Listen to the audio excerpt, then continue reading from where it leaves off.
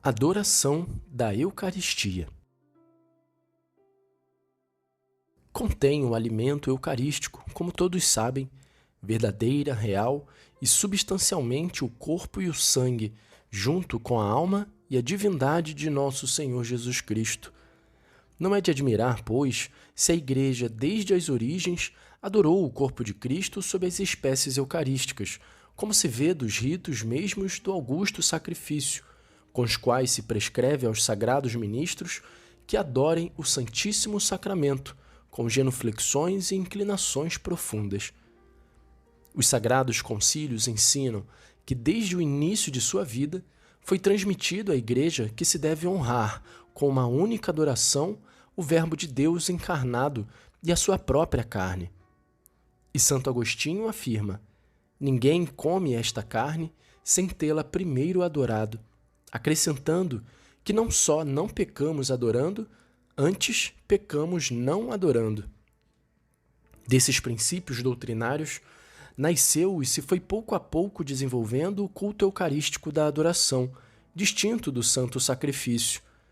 A conservação das sagradas espécies para os enfermos e para todos os que viessem a encontrar-se em perigo de morte introduziu o louvável uso de adorar este alimento celeste conservado nas igrejas. Esse culto de adoração tem um válido e sólido motivo. A Eucaristia, de fato, é sacrifício e é também sacramento, e difere dos outros sacramentos, enquanto não só produz a graça, mas ainda contém de modo permanente o próprio autor da graça. Quando, por isso, a Igreja nos manda adorar a Cristo sob os véus eucarísticos e suplicar-lhe os dons sobrenaturais e terrenos de que temos sempre necessidade, manifesta a fé viva com a qual crê presente sob aqueles véus o seu esposo divino, manifesta-lhe o seu reconhecimento e goza da sua íntima familiaridade. Nesse culto, a Igreja, no decurso dos tempos, introduziu várias formas, cada dia certamente mais belas e salutares, como, por exemplo, devotas e mesmo cotidianas visitas ao divino tabernáculo, bênção do Santíssimo Sacramento, procissões solenes por vilas e cidades, especialmente por ocasião dos congressos eucarísticos e adoração do augusto sacramento publicamente exposto, as quais algumas vezes duram pouco e outras vezes se prolongam por horas inteiras e até por 40 horas. Em alguns lugares são estabelecidas durante o ano todo, por turnos em cada igreja.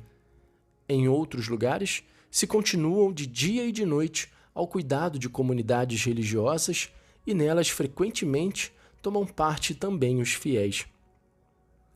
Esses exercícios de devoção contribuíram de modo admirável para a fé e a vida sobrenatural da Igreja militante na terra, a qual, assim fazendo, se torna, de certo modo, eco da Igreja triunfante, que eternamente canta um hino de louvor a Deus e ao Cordeiro que foi imolado.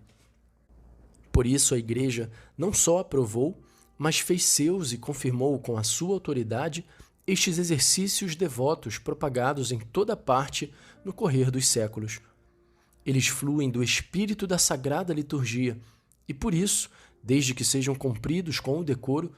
a fé e a devoção requeridas pelos sagrados ritos e pelas prescrições da Igreja certamente ajudam muitíssimo a viver a vida litúrgica. Nem se diga que tal culto eucarístico provoca uma errônea confusão entre Cristo histórico, como dizem, que viveu na terra, o Cristo presente no augusto sacramento do altar e o Cristo triunfante no céu e dispensador de graças. Deve-se, pelo contrário, afirmar que, desse modo, os fiéis testemunham e manifestam solenemente a fé da Igreja, com a qual se crê que um e idêntico é o Verbo de Deus e o Filho de Maria Virgem, que sofreu na cruz, que está presente e oculto na Eucaristia e que reina no céu. Assim afirma São João Crisóstomo: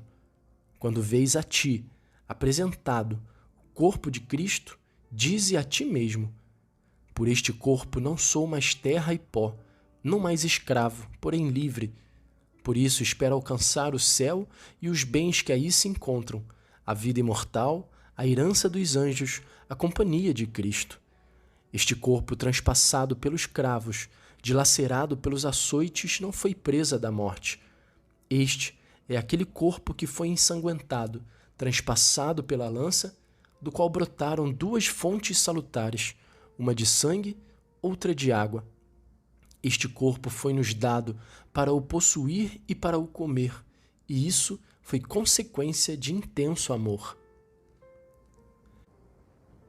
De modo particular, ademais, é muito de louvar-se o costume segundo o qual muitos exercícios de piedade encontrados no uso do povo cristão se encerram com o rito da bênção eucarística. Nada melhor nem mais vantajoso que o gesto com o qual o sacerdote, levantando ao céu o pão dos anjos em presença da multidão cristã ajoelhada e movendo-o em forma de cruz, invoca o Pai Celeste para que se digne volver benignamente os olhos ao seu Filho crucificado por nosso amor, e graças a ele,